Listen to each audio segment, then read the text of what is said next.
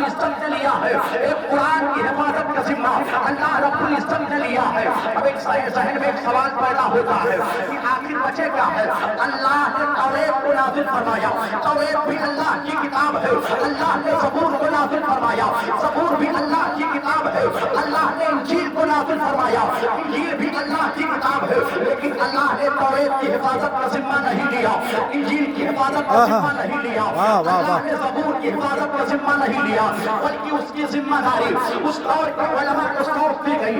اور عادت یہ ہوا، حالت یہ ہوئی عزیزان ملت اسلامیہ، کہ جو توریت کی حفاظت کرنے والے تھے، جو انجیل کی حفاظت کرنے والے تھے، جو زبور کی حفاظت کرنے والے تھے، انہوں نے توریت کے اندر گھٹا بڑھا دیا، انہوں نے زبور کے اندر گھٹا بڑھا دیا، انہوں نے انجیل کے اندر گھٹا بڑھا دیا، لیکن قرآن جاؤ، جب قرآن کی باری آتی ہے تو اللہ فرماتا ہے ہم نے ہی قرآن کو نازل کیا ہے، ہم ہی اس کی حفاظت کرتے ہیں۔ آخر وجہ کیا ہے؟ اس کی وجہ یہ ہے کہ توریت کے بعد قرآن کو آنا تھا، زبور کے بعد قرآن کو آنا تھا، انجیل کے بعد قرآن کو آنا تھا، اس لیے رب نے توریت کی حفاظت کا ذمہ نہ لیا، انجیل کی حفاظت کا ذمہ نہ لیا، زبور کی حفاظت کا ذمہ نہیں لیا، بلکہ رب نے بتایا کہ اگر کوئی توریت کے اندر کمی کرے گا تو قرآن آ کے بتائے گا، کے اندر کوئی کمی کرے گا تو قرآن آ کر کے بتائے گا، انجیل کے اندر کوئی کمی کرے گا تو قرآن آ کر کے بتائے گا۔ عزیزان ملت اسلامیہ، لیکن اب چونکہ قرآن کے بعد کوئی کتاب نازل نہیں ہونے والی ہے، نہ نبی کے بعد کوئی نبی آنے والا ہے، تو اللہ تبارک و تعالیٰ نے قرآن کی حفاظت کا بھی ذمہ لے لیا اور نبی کی حفاظت کا بھی ذمہ لے لیا۔ قرآن بھی چشمہ ہدایت ہے اور مصطفیٰ کی ذات بھی چشمہ ہدایت ہے، نہ تو قرآن کا کوئی جواب ہے نہ مصطفیٰ جان رحمت کا کوئی جواب ہے۔ نعرے تکبیر، نعرے رسالت، جشن تکمیل قرآن، سبحان اللہ سبحان اللہ۔ عزیزان ملت اسلامیہ، ابھی چند دنوں پہلے سوڈن کے اندر قرآن پاک کو جلایا گیا۔ ظالموں کا مقصد یہ تھا کہ ہم قرآن کو ختم کر دیں گے، ہم قرآن کو مٹا دیں گے۔ میں آج کی بات نہیں کر رہا ہوں، بہت دنوں پہلے ہمارے پڑوسی ملک میں کچھ لوگوں نے پلان بنایا، کچھ لوگوں نے ایک میٹنگ کی، قرآن پہ پابندی لگا دی جائے۔ تو لوگوں نے کہا اس کی صورت کیا ہوگی؟ تو کسی نے کہا پریس پہ پابندی لگا دو، کاغذ پہ پابندی لگا دو، روشنائی پہ پابندی لگا دو، قرآن کے لیے کاغذ نہ دیا جائے، قرآن کے لیے روشنائی نہ دیا جائے، قرآن کے لیے پریس نہ مہیا کرا جائے۔ مگر اے مسلمانوں، آپ ان علماء پہ قربان جاؤ جو علماء دین کی رہبری کرتے ہیں، جو علماء آپ کی ہر موڑ پہ رہنمائی کرتے ہیں، جن کو اپنے سر کا تاج آپ کو بنانا چاہیے۔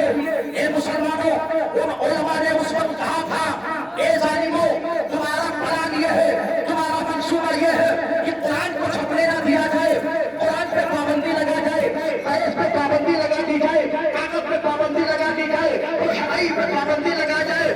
یہ بات صحیح ہے، تم کاغذ پہ پابندی لگا سکتے ہو، روشنائی پہ پابندی لگا سکتے ہو، پریس پہ پابندی لگا سکتے ہو، لیکن سنو، یہ دنیا کے اندر جو لاکھوں کروڑوں حکام پائے جا رہے ہیں، جنہوں نے اپنے سینے میں قرآن جیسی عظیم دولت کو محفوظ کر لیا ہے، تو تم ان حکام کو کیسے مٹاؤ گے؟ تم اس حکام کو کیسے ختم کرو گے؟ نہ تم ان حکام کو ختم کر پاؤ گے، نہ تم قرآن جیسی بہت اچھا بھائی، زندہ باد زندہ باد، بہت عمدہ بیان ہے، سبحان اللہ سبحان اللہ۔ آپ کو بتاؤ، یہی روس کی سرزمین ہے، روس کی سرزمین پہ یہودیوں نے ایک پلان بنایا اور پلان بنا کر کے یہ خاکہ تیار کیا کہ اس ملک سے قرآن کو مٹانا ہے، اس ملک سے قرآن کا خاتمہ کرنا ہے، اس ملک سے حفاظ قرآن کو مٹانا ہے۔ اب انہوں نے قرآن کو ختم کرنا شروع کیا۔ اس کے لیے سب سے پہلا پلان یہ تیار کیا کہ حافظ قرآن کو مار دیا جائے۔ اللہ اکبر، چن چن کر کے حفاظ قرآن کو مارا جانے لگا، چن چن کر کے گولیاں ماری جانے لگی۔ اب مسلمان کرتے تو کیا کرتے؟ جتنے حفاظ قرآن تھے ان کو مارا جانے لگا، ان کو گولیاں چلائی جانے لگی۔ تو مسلمانوں نے ایک پلان تیار کیا۔ وہ پلان یہ تیار کیا، ایک بہت بڑی بلڈنگ کھڑی کی، اور بلڈنگ کھڑی کرنے کے بعد عزیزان ملت اسلامیہ تہخانہ بنایا۔ تہخانے کے اندر ایک حافظ قرآن کو بٹھا دیا، اور اس کے بعد 3 منزلہ بلڈنگ تھی، तीसरी मंजिल पे शराब खाना बना दिया। पीछे लो पीछे गौर फरमाइए।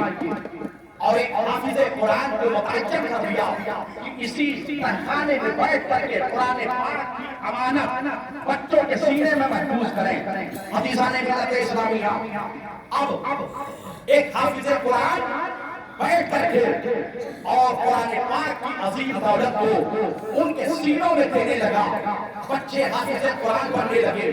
कुछ दिनों के बाद वहाँ के लोग आए और उन लोगों ने सोचा कि लाओ देखे यहाँ उस्ताद कुरान बचे हैं कि नहीं बचे हैं, कोई हाफिज है कि नहीं है, या सब खत्म हो गए।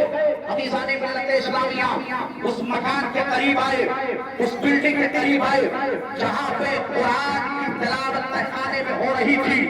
हदीसाने मिल्लत इस्लामिया अब जब उन लोगों ने आकर के देखा तो चूंकि ऊपर शराब की दुकान थी तो उन लोगों ने सोचा कि यहाँ पर कोई हाफिज नहीं होगा, यहाँ पे कोई कुरान पढ़ने वाला नहीं होगा, क्योंकि जिस जगह पर शराब खाना होता है मुसलमान वहाँ पर नहीं जाता है। आप गौर फरमाओ मुसलमानों, आज मुसलमान कितना गिर चुका है, आज मुसलमान का मेजाज कितना घटिया हो चुका है। मुसलमान नौजवान है मगर उसके हाथ में शराब की बोतल है। मुसलमान नौजवान है उसके हाथ में शराब है। मैं कहता हूँ ये मुसलमानों इस शराब की बोतल को तुम फेंको। अगर तुम्हें सच्चा पक्का मुसलमान बनना है, आशिक़े रसूल बनना है तो शरबत रसूल का काम पी लो, मोहब्बत रसूल का काम पी करके दुनिया के अंदर इख्तिलाफ पैदा करो। वाह वाह वाह वाह वाह, बहुत अच्छा, जिंदाबाद। हमारे नौजवानों को इस लानत से बचने की जरूरत अभी आए है कि मुसलमान बैठो सामने बैठो। होना चाहिए, क्योंकि सरकार अली रज़ियल्लाहु ताला अन्हु फरमाते हैं कि अगर किसी कुएं में शराब का एक कतरा गिर जाए तो ये उलमा बैठे हैं, आप इससे पूछिए तो कहे कि आप फरमाते हैं कि अगर किसी जगह पर किसी कुएं में पेशाब का एक कतरा गिर जाए तो कुएं का पूरा पानी निकाला जाए, और अगर शराब का एक कतरा गिर जाए तब भी कुएं का पूरा पानी निकाला जाए। यानी शराब में और पेशाब में